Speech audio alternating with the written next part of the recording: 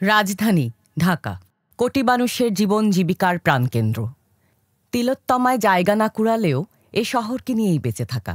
আলো অন্ধকারের রঙিন এ শহরে রাত নামলেই বেজে ওঠে অদৃশ্য হ্যামিলিয়নের বাঁশির সুর। ভিন্ন রূপে ব্যস্ত হয়ে ওঠে খ্রিস্টীয় তৃতীয় থেকে ত্রয়োদশ শতাব্দীর পুরানো এ শহর। মুঘল ইতিহাসকে বিদায় জানিয়ে শক্ত ইট পাথরের দেয়াল ভেঙে বেরিয়ে আসে মানুষের দুঃখ আনন্দ, হাসি কান্না, বিনোদনের গল্প। কোটি মানুষের বিচরণ, যানবাহনের সিগন্যাল উপেক্ষা করে ছুটছে নগরবাসী। গন্তব্য কর্মব্যস্ততা শেষে বাড়ি ফেরা।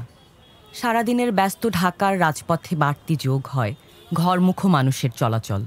কিছুক্ষণ পরপর ট্রাফিকের জটলা, সাথে পায়ে হেঁটেই বাড়ি ফেরা। রাতের ল্যাম্পপোস্টের আলোতে উঁকি দিচ্ছে সময়।